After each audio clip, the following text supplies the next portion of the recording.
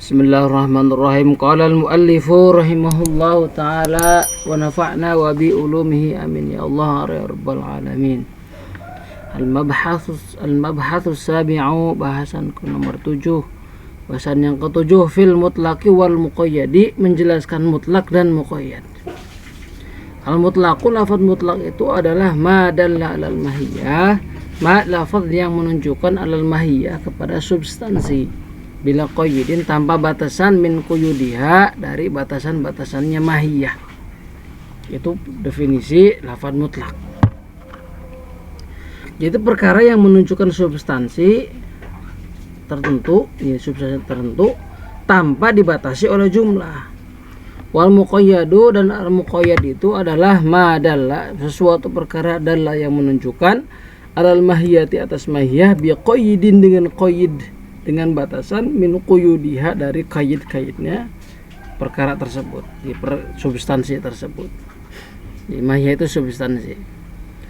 Walam, dan ketahui olehmu annal khitaba, bahwa sesungguhnya khitab atau seruan atau firman Allah, idza waroda, ketika ia datang, mutlakon berbentuk lafaz mutlak, yabqa ala itlaqihi, maka ia akan tetap atas kemutlakannya, itu khitab.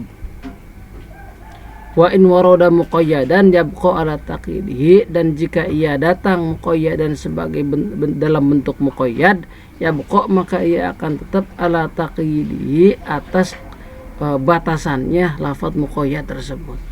Jadi suatu khitab atau suatu kalam Allah atau seruan daripada Allah itu ada yang mutlak, ada yang muqayyad, dan kesemuanya tetap dalam bentuknya. Wa in warada mutlaqan fi mawdhi'in wa muqayyadan fi mawdhi'in akhar, dan jika seandainya wa in warada, dan jika datang suatu lafaz itu mutlaqan, halnya mutlak, fi mawdhi'in, pada suatu tempat, pada suatu tempat, pada suatu posisi, wa muqayyadan, dan muqayyad fi mawdhi'in akhar, pada tempat yang lain, maka yuhmalul mutlaq alal muqayyad, maka si lafaz muqayyad tersebut, maka si lafaz mutlak tersebut dimahmulkan kepada muqayyad. Jadi diarahkan kepada muqayyad. Contohnya seperti apa? Karraqabati, seperti lafaz raqabah, qayyidat, yang dibatasi bil imani, dengan iman, fi ba'dil mawadhi'i, pada sebagian posisi, pada sebagian tempat. Jadi kata-kata raqabah ini atau budak ini dibatasi dengan iman. Jadi pada beberapa keterangan kata-kata raqabah ini suka ditempel dengan iman gitu. Kama, seperti penjelasan fi kafaratil qatli, pada kifarat qatli, membunuh, fi qaulihi ta'ala, pada firman Allah Ta'ala, fatahriru raqabatin mu'minatin, fatahriru mu'minatin, raqabatin mu'minatin. Jadi waman qatala mu'minan khotoan, barang siapa yang membunuh seorang mukmin khotoan karena tersalah, tidak sengaja, fatahrir raqabatin, maka hendaklah ia memerdekakan seorang hamba sahaya, mu'minatin, yang beriman, wadiyatun musallamatun ila ahlihi, wadiyatun, dan membayar diyat, musallamatun ila ahlihi, yang diserahkan kepada ahlinya, illa ayyasaddaqu, kecuali jika keluarga, kecuali si ahli ini bersedekah, jadi membebaskan. Daripada An-Nisa. Jadi kata-kata raqabatin, di sini raqabatin itu dibatasi dengan mu'minatin, ditempel oleh mu'minatin. Jadi tidak sendiri, kalau mutlak itu sendiri raqabatin saja, tidak dijelaskan apakah ia mu'minatin atau tidak mu'minah gitu. Wa utliqat fil ba'di kama fi kafaratil dhihar, wa utliqat, dan dimutlakan lafaz ini, seruan ini, fil ba'di, pada sebagian penjelasan ayat, kama fi kafaratil dhihar, seperti pada kifarat dhihar, Jadi pada kifarat tihar, jadi seorang yang melihar istrinya, ya, maka ia diwajibkan untuk berkafarat, untuk menggantinya. Nah, apa itu fi qauli ta'ala pada pada seruan Allah Ta'ala, fatahriru raqabatin, maka hendaklah ia memerdekakan seorang raqabah, orang budak. Jadi jika ia melanggarnya, kafarat sumpah zihar sebutnya, nanti ada di dalam fikih. Nah, kalau ayat lengkapnya begini, ayat lengkapnya. Jadi walladzina yudhahiruna min nisaihim thumma ya'uduna lima qalu fatahriru raqabatin min qabli ayyatamassa. Walladzina, dan orang-orang, yudhahiruna yang menzihar, si alladzina, min nisaihim dari istri-istri mereka, thumma ya'udu, terus mereka berkeinginan untuk kembali, lima qalu, menarik kembali. Jadi thumma ya'uduna, kemudian mereka hendak menarik kembali, lima qalu, terhadap apa yang mereka ucapkan. Nah, fatahriru raqabatin, maka wajib atas mereka untuk memerdekakan seorang budak. Ini surat Al-Mujadalah ayat 3 ya. Surat Al-Mujadalah ayat 3. Jadi min qabli ayyatamassa, sebelum mereka atau yang suami istri tersebut bercampur. Nah, ini lafaz mutlak tetap pada kemutlakannya. Maksudnya ini tidak raqabah yang mau mukminatin mau tidak mukminatin. Jadi memerdekakan tuh di sini tidak dikaidi, tidak dibatasi dengan mukminatin. Al-mabhatsus saminu, bahasan yang nomor ke-8 fil hadza al-mabhatsus samin, ini merupakan bahasan yang nomor 8 fil mantuqi, pada mantuk, wal mafhumi, dan mafhum. Jadi fal mantuku, maka adapun lafaz mantuk, madalla, yaitu suatu perkara, yaitu makna gitu ya, alal lafzi, fal mantuku, maka mantuk adalah ma lafaz, ma perkara, dalla yang menunjukkan, alaihi atas perkara tersebut, apa al-lafzu lafaz. Jadi makna yang tersirat, maksudnya fi mahalin nutki, pada mahal itu tempat an-nutki, ucapan, pada tempat ucapan. Jadi makna yang tersurahnya gitu. Itu makna yang tersirat, makna yang tersirat daripada suatu lafaz disebutnya. Oh, bukan gitu. Jadi mantuk itu, saya ulangi, madalla alaihi lafzu, yaitu lafaz, pengertian, perkara yang menunjukkan atas perkara tersebut, apa al-lafzu lafaz, fi mahallin nutki, pada tempat ucapan. Maksudnya suatu pengertian dari lafaz yang diucapkan, maksudnya yang dituliskan di sini ya. Jadi atau mengambil makna yang tersurat dari suatu lafaz. Jadi mengambil makna yang tersurat dari suatu. Jadi maknanya langsung eksplisit yang tersurat dari suatu lafaz. Wal mafhumu, sedangkan mafhum madalla alaihi lafzu la fi mahal, yaitu perkara yang menunjukkan yang menunjukkan padanya suatu kata-kata atau ucapan, tapi la fi mahalin mutki, bukan pada tempat ucapan. Jadi maksudnya kalau mafhum itu mengambil suatu pengertian dari lafaz yang tidak diucapkan atau yang tidak dituliskan. Dalam artian kita mengambil makna tersirat dari suatu lafaz. Wal mantuku, dan mantuk itu yang kosimu terbagi ila kismaini, kepada dua bagian. Al awalu, yang nomor pertama itu ma la yahtamilu ta'wil, yaitu yang tidak, perkara yang tidak menerima ta'wila kepada ta'wil, wa yusama, dan diberi nama. Nah, lafaz ini perkara yang tidak ihtimal kepada tahwil ini an-naso, dinamakan nas. Jadi nas itu kesimpulannya adalah malah yahtamilut ta'wil. Jadi lafaz-lafaz atau kata-kata yang tidak memungkinkan untuk diberikan pengertian lain. Ini menunjukkan Jadi suatu kata-kata menunjukkan kepada pengertian itu tidak perlu ditakwil lagi, diberikan penjelasan lagi. Wa yusamma, nah disebut nas ya. Kaqaulihi ta'ala seperti firman Allah Ta'ala, fasiyamu thalathati ayyamin, dalam surat Al-Baqarah ayat 196. Fasiyamu, atau lengkapnya begini lengkapnya, faman lam yajid fasiyamu thalathati ayyamin fil haji wa sab'atin idza raja'tum tilka asyaratun kamilatun, gitu ya. Jadi barang siapa, nah di sini langsung dipotong nih ayatnya. Seperti fasyamu salasati ayamin, maka hendaklah puasa 3 hari. Ya, ini tidak 3 hari, tidak lagi tidak memungkinkan untuk ditakwil lah. 3 hari bagaimana ya? 3 hari berarti puasanya. 3 hari puasanya. Jadi faman lam yajid fasyamu salasati ayamin fil haji. Jadi barang siapa yang tidak menemukan kurban atau tidak mampu, itu fasyamu salasati ayamin, maka wajib berpuasa 3 hari dalam masa haji, wasab'atin, dan 7 hari idza rajatum, ketika pulang ke rumah, saat kembali. Tilka asyaratun kamilatun, itulah asyaratun 10 hari kamilatun yang sempurna. Jadi ini tidak memungkinkan, ini disebutnya nas.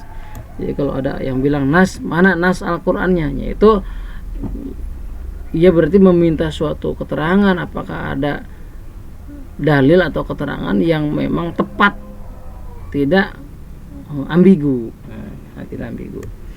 Wasani nomor kedua, ma yahtamilu ta'wil, yaitu lafaz-lafaz atau perkara yang menerima takwil. Wa yusamma, dan dinamai ma yahtamilu ta'wil ini al-zahir, kepada zahir. Jadi ada nas, nanti ada zahir yang kedua. Jadi tingkatan-tingkatan ini, tingkatan mantuk. Jadi memahami secara tersurat itu begitu. Pertama nas, yang kedua zahir. Kaqaulihi ta'ala, seperti firman Allah Ta'ala, was-samaa'a banainaha bi'aidin, was-samaa'a jeung was-samaa'a, dan kepada langit, banainaha kami bangun ha langit, bi'aidin dengan aid. Nah, itu secara letterlek maknanya adalah tangan. Nah, tapi di sini jadi wasama abanainaha bi'aidin wa inna lamusi'una, Al-Dzariyat ya, ayat 47. Wasama, dan langit itu banainaha kami bangun, bi'aidin dengan kekuasaan, gitu, kekuasaan kami. Wa inna lamusi'una, dan sesungguhnya kami benar-benar berkuasa. Jadi makna dhamir, zahiruhu, makna zahir ayat ini jam'u yadin, mana zahir daripada ya dari aidin itu jam'u yadin, jamak dari lafaz yadin. Wa dzaka muhalun, jadi lafaz aidin itu, lafaz aidin ini merupakan jamak daripada yadun, bermakna tangan. Tapi ya, tapinya wa dzaka muhalun, wa dzaka, namun ya, hal itu muhalun, mustahil, fi haqqi ta'ala, pada Allah Ta'ala, pada zat Allah Ta'ala. Maka oleh sebab itu fasurifa ila ma'nal quwah, maka maknanya dibengkokkan ila ma'nal quwah, kepada makna kekuatan atau kekuasaan Allah. Tidak mungkin Allah memiliki tangan, mustahil, karena mukhalafatul lil hawadisi. Maka maknanya kalau di sini kan jadi ambigu kan, wah. Nah, tapi yang paling memungkinkan adalah ditakwil, karena supaya logis. Maka kata-kata aidin ini disebutnya zahir. Wal mafhumu aidan yanqasimu ila qismaini. Mafhum juga dibagi kepada 2 bagian. Wal mafhum, dan mafhum aidan lagi yanqasimu itu dibagi ila qismaini, kepada 2 bagian. Satu, mafhumul muwafaqah, yang disebut dengan mafhum muwafaqah. Wa huwa, mafhum muwafaqah itu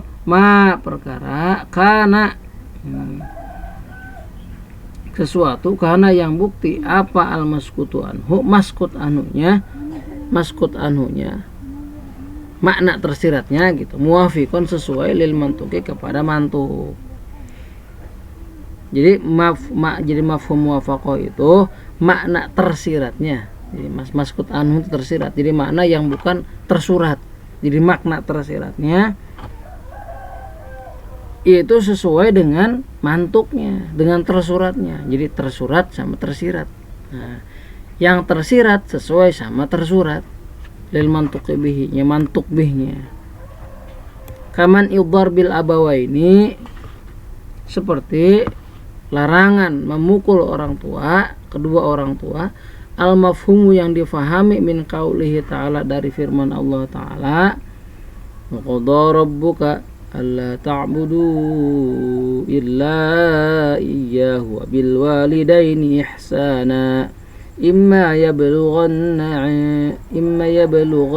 'indaka al-kibara ahaduhuma aw kilahuma fala taqul lahumā uffin wa la tanharhuma wa qul lahumā qawlan karīmā. Yang menjadi contoh fala taqul lahumā uffin, ini untuk ayat lebih lengkapnya silakan dibaca surat Al-Isra ayat 23. Fala taqul lahumā, maka janganlah sekali-kali, janganlah kalian mengatakan lahuma kepada ibu dan bapak uffin, kata-kata yang menyakiti, wala tanhar, dan janganlah kalian membentak huma kepada kedua orang tua, wa kullan, katakanlah lahuma kepada kedua orang tua itu qaulan karima, perkataan yang mulia. Nah ini jadi nggak boleh, jadi mana tersuratnya sesuai sama mana tersurat, sama makna tersiratnya sesuai mana tersurat. Jangan mengatakan jangan mengatakan nah berarti nggak boleh gitu. Kaman ikhraqi malil yatama, dan seperti larangan untuk membakar harta anak yatim.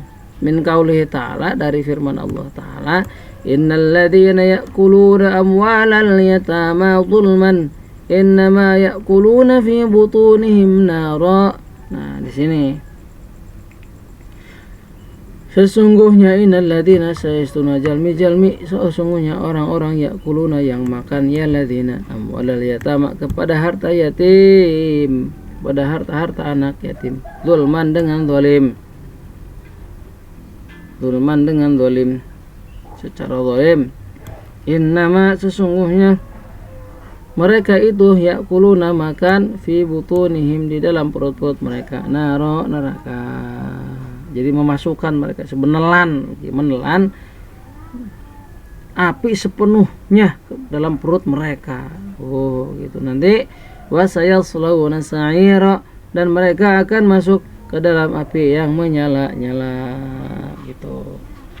Itu yang jadi sesuai antara tersurat sama tersirat. Ya udah jangan makan, berarti jangan makan harta anak yatim. Terus wa mafhumul mukhalafah, yang kedua mafhum mukhalafah. Tadi yang pertama jadi mantuk itu, jadi mafhum itu dibagi dua. Pertama jadi mafhum muwafaqah, yang kedua mafhum mukhalafah. Apa itu?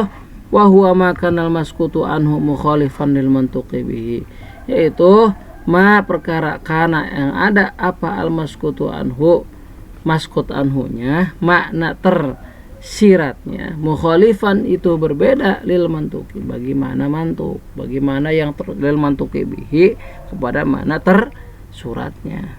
Ka'adami wujubi zakati, seperti tiadanya wajib zakat, alal ma'lufati kepada binatang yang dipelihara dengan menggunakan biaya sendiri, dikasih pakan di dalam kandang dan tidak diangon dan tidak dilepaskan untuk mencari makan sendiri, itu namanya ma'lufah. Al mafhumu yang dimafhum min qauli ta'ala, dari firman Allah ta'ala, min qauli sallallahu alaihi wasallam, dari sabda Nabi sallallahu alaihi wasallam, fi saimatil ghanam zakatun, fi saimatil ghanam zakatun, di dalam kambing yang digembalakan zakatun terhadap kewajiban zakat. Hadis riwayat Asy-Syafi'i. Jadi di sini tidak wajib zakat alal ma'lufah. Di kata-kata ma'lufah ini kan tidak ada. Dari mana? Saimatil ghanam, mana ma'lufah? Ada juga yang digembalakan. Oh, berarti pada binatang yang digembalakan itu wajib zakat. Oh, berarti binatang yang tidak digembalakan itu tidak wajib zakat. Ini kewajiban zakat itu hanya menuju kepada al-ghanam, as-saimatil ghanam. Jadi kambing yang digembalakan. Kalau tidak digembalakan, maksudnya diurus sendiri, biaya sendiri, mereka tidak makan sendiri, maksudnya tidak dicarikan makan, maksud mereka mencari makan sendiri, ya wajib zakat. Wa adamul haji fi ghairi ashhurin ma'lumatin. Dan tidak wajib haji, jadi kewajiban haji dan tidak wajibnya haji fi ghairi ashhurin ma'lumatin, pada selain bulan-bulan yang ditentukan. Qala ta'ala, Allah subhanahu wa ta'ala berfirman, al-hajju asyhurum ma'lumatun. Ya, al-hujju musim haji itu adalah asyhurun, bulan-bulan, ma'lumatun yang dimaklumi. Jadi hanya pada bulan-bulan tertentu wajib melaksanakan haji. Selain daripada itu berarti mafhum wa mukhalafahnya adalah tidak wajib. Tidak, maklumat mah tidak wajib. Wajawazul bai'i yaumal jum'ati, dan bolehnya diperkenankannya praktik jual beli pada apa? Pada hari Jumat. Idza lam yu'dzin, ya. Idza lam yu'adzin, ketika belum beradzan. Siapa? Muadzinun, muadzin. Jadi kalau muadzin belum azan mah terus aja jual beli, gak apa-apa, boleh. Kenapa? Karena ini difahami mantuknya ini dipahami dari mafhumnya mukhalafah. Mafhum qala ta'ala, Allah subhanahu wa ta'ala berfirman, idza nudiya, ketika kalian dipanggil gitu, lis sholati, untuk melakukan salat, mi yaumil jumu'ati, pada hari Jumat, pas'au, maka bersegeralah, ila dzikrillah, kepada zikir Allah, wa dharu, dan tinggalkan oleh kalian semua al bai'a, jual beli. Ini surat Al-Jumu'ah, ya, Al-Jumu'ah ayat 9. Bersegeralah kamu mengingat Allah dan tinggalkan jual beli, itu yang menjadi contoh. Karena si jual beli ini dikaitkan sama nida'u li sholatil Jum'ah, pada panggilan Jumat, maka bisa dipahami kalau belum ada panggilan, mafhum mukhalafahnya, ya boleh saja berjual beli gitu. Ini disebutnya mutlak. Ini disebutnya mafhum mukhalafah. Wallahu a'lam bishawab. Nanti kita lanjutkan al-mabhatsu tasi'u, bahasan yang ke nomor 9, fi fi'li sahibi syariati sallallahu alaihi wasallam.